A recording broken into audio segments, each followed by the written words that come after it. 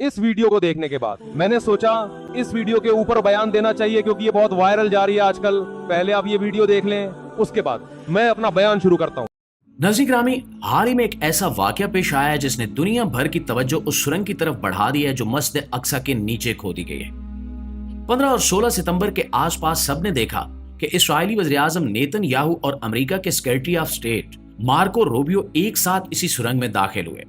ये कोई आम विजिट नहीं था, बल्कि एक ऐसा खुफिया इवेंट था जिसमें मीडिया को भी जाने की इजाजत नहीं दी गई। और फिर वहां खड़े होकर नेतन्याहू ने वो जुमले कहे जिन्होंने मुसलमानों के दिलों को झंझोड़ कर रख दिया। उन्होंने बड़े गरूर के साथ रजब तैयब उर्दगान को मुखातिब करते हुए कहा कि ये शहर हमारा है, हमेशा हमारा ही रहेगा और कभी तकसीम नहीं होगा। गोया पूरी दुनिया के सामने उन्होंने साफ अल्फाज में पैगाम दे दिया कि यरूशलेम पर इसराइल का मुकम्मल कब्जा है और वो इसे कभी नहीं छोड़ेंगे। सबसे अहम बात यह है कि यह ऐलान नेतन्याहू ने इसी सुरंग के अंदर खड़े होकर दिया, यानी उस जगह पर जो बैनुल अक़वामी कवानीन के मुताबिक फलस्तीनियों की मिल्कियत है। अब सवाल यह है कि आखिर इसराइल ने यह पैगाम देने के लिए इसी सुरंग को क्यों चुना? तो दोस्तों, ये महज एक मामूली सुरंग नहीं, बल्कि यहूदियों के दावे के मुताबिक ये इनके तीसरे हैकल यानी हैकले सुलेमानी के ठीक उसी मकाम से शुरू होती है जहां कभी अजीमुशान इबादतगाह हुआ करती थी, और इसी रिवायती रास्ते के जरिए सीधी मस्जिद अक्सा के नीचे तक जाती है।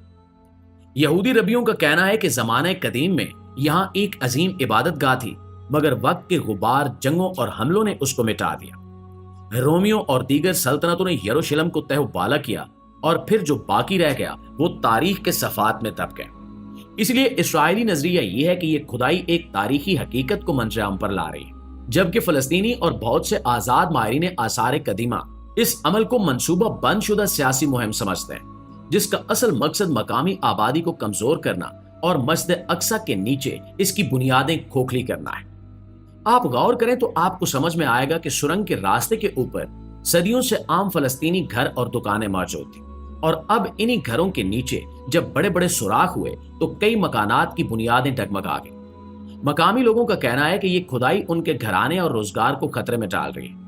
इनके घरों के नीचे कमर्शियल और सियासी मकासद के तहत टनल्स बनाए जा रहे हैं, और यही टनल मुस्तकबिल में मस्जिद अक्सा तक पहुंचकर इसको अंदर से कमजोर कर सकते हैं। आपको मजीद बताते चलें कि बाज यहूदी हल्के और कदामत पसंद गिरोह एक और बड़ी दलील के तौर पर यह भी कहते हैं कि इन्हीं जेर जमीन सुरंगों और खुदाइयों का एक मकसद ताबूत सकीना को हासिल करना है। इनका मानना है कि मस्जिद अक्सा के आसपास और खास तौर पर जेर जमीन वही जगह है जहां ये मुबारक संदूक कभी दफन किया गया था, और अब वो दिन रात खुदाइयां इसलिए कर रहे हैं ताकि इस संदूक को ढूंढ निकालें, क्योंकि इनके अकीदे के मुताबिक अगर ये ताबूत इनके हाथ आ जाए तो दुनिया की कोई ताकत इन्हें शिकस्त नहीं दे सकती, क्योंकि तारीख बताती है कि जब जब इस संदूक को जंगों में साथ रखा गया वो हमेशा इसकी बरकत से फतह में बदल गई। ये ताबूत बनी इसराइल के लिए सिर्फ लकड़ी या सोने का बना कोई आम संदूक नहीं था, बल्कि ये अल्लाह ताला की तरफ से एक खास निशानी था। कहा जाता है कि हज़रत मूसा अलैहिस्सलाम के दौर में जब अल्लाह ताला ने इन पर तौरात नाजिल फरमाई तो इसके कुछ मुकद्दस अहकाम, अलवाह मुकद्दसा और दीगर तबरुकात इसी ताबूत के अंदर रखे गए। बनी इस्राइल इस ताबूत को अपने कबीले के बीचों बीच लेकर चलते थे, और जब कोई जंग होती तो वो इस ताबूत को अपने लश्कर के आगे रखते, और इनका ईमान था कि ये अल्लाह की मदद का जरिया है। जब तक ये ताबूत इनके साथ रहा वो कभी शिकस्त का मुंह नहीं देख सके। यही वजह है कि आज के दौर में बहुत से यहूदी गिरोह ये अकीदा रखते हैं कि वो दोबारा इस ताबूत को हासिल कर लें तो इनकी खोई हुई अजमत, ताकत और आलमी बर्तरी दोबारा लौट आएगी। इनके मुताबिक दजाल की आमद से पहले वो इस ताबूत को ढूंढ निकालना चाहते हैं, क्योंकि इनके मजहबी अकायद में कहा गया है कि जब दजाल आएगा तो बनी इसराइल इस ताबूत के साथ उसका साथ देंगे और दुनिया पर हुकूमत हासिल करेंगे। यही वजह है कि ताबूत सकीना को एक आम मजहबी चीज नहीं बल्कि ताकत का एक जरिया समझा जा रहा है। अब आप सोच रहे होंगे कि आखिर ये ताबूत था क्या, तो आइए इसकी तारीख को आसान लफ्जों में समझते हैं। दोस्तों, ताबूत सकीना एक खास किस्म का लकड़ी से बना हुआ संदूक था जिस पर सोने की तय चढ़ाई गई थी। इसके ऊपर 2 फरिश्तों के मुजस्मे बने हुए थे जिनके पर आपस में मिलते थे, और वो जगह जहां दोनों फरिश्तों के पर आमने सामने होते उसे रहमत का तख्त कहा जाता। हज़रत मूसा अलैहिस्सलाम ने अल्लाह के हुक्म से इस ताबूत को तैयार करवाया और इसमें तौरात की तख्तियां, हज़रत मूसा अलैहिस्सलाम का आसा और कुछ दीगर मुकद्दस चीजें रखवाईं। بنی اسرائیل کا عقیدہ تھا کہ جب تک یہ تابوت ان کے پاس ہے اللہ کی رحمت ان کے ساتھ ہے۔ یہی وجہ ہے کہ ہر جنگ، ہر سفر اور ہر آزمائش میں وہ اسے اپنے ساتھ رکھتے تھے۔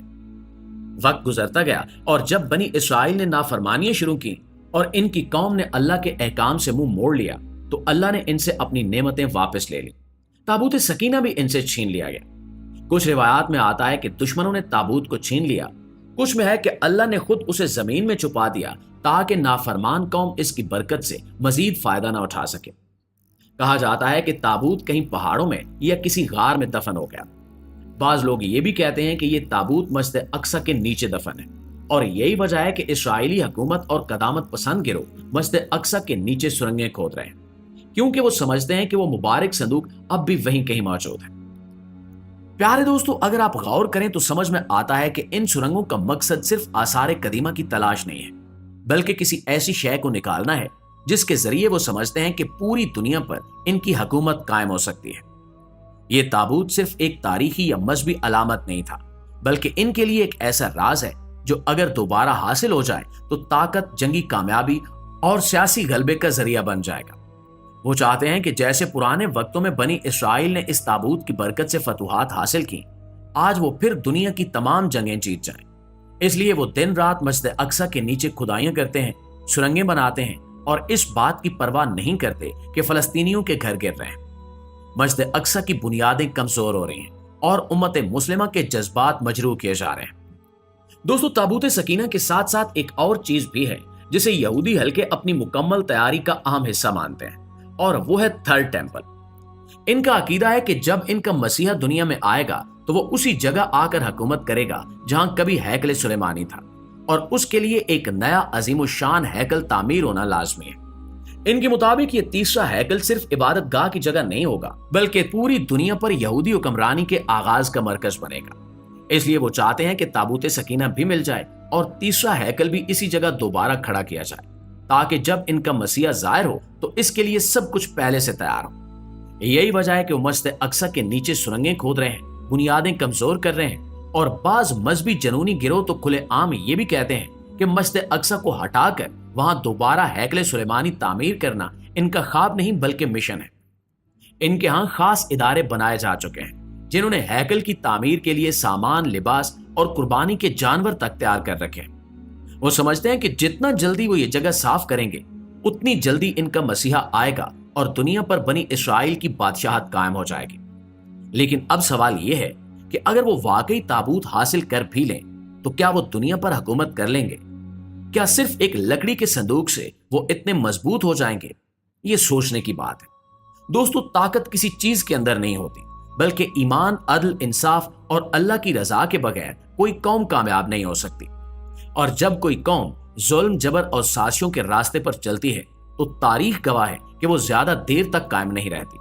اس لیے ہمیں بھی ہوشیار رہنا ہوگا، ان چیزوں کو محض کہانی یا افسانہ سمجھ کر نظر انداز نہیں کرنا چاہیے۔ یہ سب کچھ ایک بہت بڑے منصوبے کا حصہ ہے۔ اسرائیل تابوت سکینہ کو ڈھونڈنے کے بہانے مسجد اقصی کے نیچے زمین کھود رہا ہے، بنیادیں کھوکھلی کر رہا ہے، اور اگر ہم اب بھی خاموش رہے تو پھر وہ دن دور نہیں جب وہ کچھ اور آگے بڑھ جائیں۔ اس لیے حقائق کو سمجھنا، اپنی تاریخ کو جاننا اور اپنے مقدس مقامات کی حفاظت کرنا ہم سب کا اولین فرض ہے۔ تبھی ہم دنیا کو بتا سکیں گے کہ ہم جاگ رہے ہیں۔ اور اللہ سے ہم دعا کرتے ہیں کہ اللہ تعالیٰ مسجد اقصی کو دوبارہ آزاد کرائے تاکہ ہمیں بھی وہاں جا کے نماز نصیب ہو اور مسجد اقصی کی ہمیں بھی زیارت نصیب ہو۔ یہ ہر مسلمان کی تمنا ہے اور بہت سے لوگوں کو اللہ نے یہ توفیق دی ہے، وہاں جاتے ہیں اور بہت سے لوگ اس زیارت سے محروم ہیں۔ تو ہم یہ دعا کرتے ہیں کہ اللہ تعالیٰ وہ مبارک مسجد جس کی طرف اللہ اپنے حبیب صلی اللہ علیہ وسلم کو معجزاتی طور پر لے کر گیا، اور خاص طور پر ہمارے حبیب صلی اللہ علیہ وسلم کو وہاں نماز پڑھوائی گئی معجزاتی طور پر، تو اللہ ہمیں بھی اس مقدس سرزمین کی زیارت کی توفیق نصیب فرمائے اور ہمارے لیے آسان فرمائے۔ آگے اللہ فرماتے ہیں الذی بارکنا حولہ، اس مسجد اقصی جس کے ارد گرد ہم نے برکتیں رکھی ہیں۔ ارد گرد چونکہ سرزمین شام ہے تو اس میں اللہ نے برکتیں رکھی، دنیاوی برکتیں بھی رکھی ہیں اور روحانی برکتیں بھی۔ روحانی برکتیں یہ ہیں کہ جتنے پیغمبر اس سرزمین میں آئے کسی دوسری زمین میں نہیں آئے، اور جتنے پیغمبروں کی وہاں قبریں ہیں سرزمین شام میں اور بیت المقدس میں، اتنی قبریں پیغمبروں کی کہیں نہیں ہیں۔ کسی اور جگہ پہ اتنی قبریں نہیں ہیں۔ اور دنیاوی برکتیں کیا ہیں کہ وہاں کی پیداوار، وہاں کی ہوا وہ بہت صحت کے لیے مفید ہے۔ انار، وہاں کا زیتون، وہاں کی انجیر، یہ سارے ایسے برکت والے پھل اللہ وہاں پیدا کرتا ہے اور بہت وافر مقدار میں۔ میں ترکی کے میں شام کے بارڈر تک گیا ہوں۔ پہلے تو شام کا علاقہ بہت وسیع تھا، تو یہ تو اب جو شام ہے یہ تو تھوڑا سا رہ گیا ہے۔ نبی صلی اللہ علیہ وسلم کے دور کا جو شام ہے وہ تو بہت وسیع رقبہ تھا۔ تو وہ ترکی کے بارڈر پہ جب آپ جاتے ہیں اور شام کی سرزمین ملتی ہے تو آپ کو اندازہ ہوتا ہے وہاں کی ہوا میں ایک خاص قسم کی ایک محسوس ہوتا ہے انسان کو اپنی صحت، اور ایک خاص قسم کی خوشبو محسوس ہوتی ہے۔ اور زیتون بہت کثرت سے پیدا ہوتا ہے، انجیر بہت کثرت سے پیدا ہوتا ہے، انار بہت کثرت سے پیدا ہوتا ہے۔ وہاں کے لوگوں کی صحتیں، ان کے چہروں کی فریشنس وہ صاف بتا رہی ہوتی ہے کہ اللہ نے زمین میں جسمانی برکتیں بھی بہت زیادہ رکھی ہیں۔ اور علماء نے لکھا ہے کہ اللہ نے جب یہ بتایا نا کہ مسجد اقصیٰ کے ارد گرد برکتیں، تو اس سے خود بخود یہ ثابت ہوتا ہے کہ جس مسجد کے مبارک ہونے کی وجہ سے اس کے ارد گرد اتنی برکتیں ہیں تو خود اس مسجد میں کتنی برکتیں ہوں گی۔ تو وہ مسجد بہت زیادہ برکت والی ہے۔ تبھی حدیث میں آتا ہے کہ جو مسجد حرام میں نماز پڑھتا ہے اسے 1,00,000 نمازوں کا ثواب ملتا ہے، اور جو مسجد اقصیٰ اور مسجد نبوی میں نماز پڑھتا ہے اسے 1,000، اور بعض روایات میں آتا ہے مسجد اقصیٰ میں 50,000 اور مسجد نبوی میں 1,000۔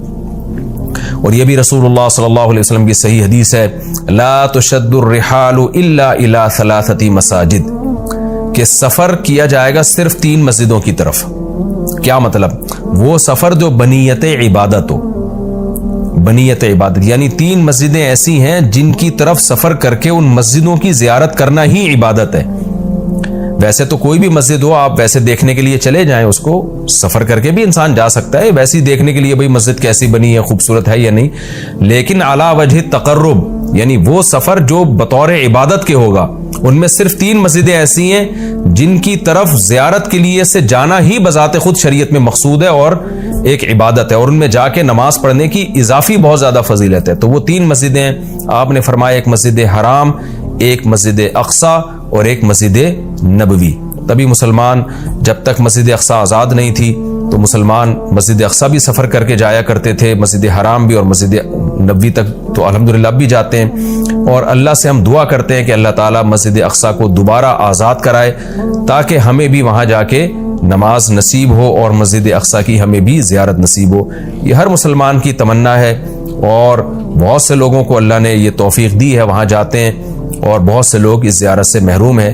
تو ہم یہ دعا کرتے ہیں کہ اللہ تعالیٰ وہ مبارک مسجد جس کی طرف اللہ اپنے حبیب صلی اللہ علیہ وسلم کو معجزاتی طور پر لے کر گیا، اور خاص طور پر ہمارے حبیب صلی اللہ علیہ وسلم کو وہاں نماز پڑھوائی گئی معجزاتی طور پر، تو اللہ ہمیں بھی اس مقدس سرزمین کی زیارت کی توفیق نصیب فرمائے اور ہمارے لیے آسان فرمائے۔ آگے اللہ فرماتے ہیں لِنُرِيَهُ مِنْ آیَاتِنَا، ہم نے یہ سفر اس لیے کرایا تاکہ ہم محمد صلی اللہ علیہ وسلم کو اپنی نشانیوں میں سے کچھ نشانیاں دکھائیں۔ وہ نشانیاں یہی ہیں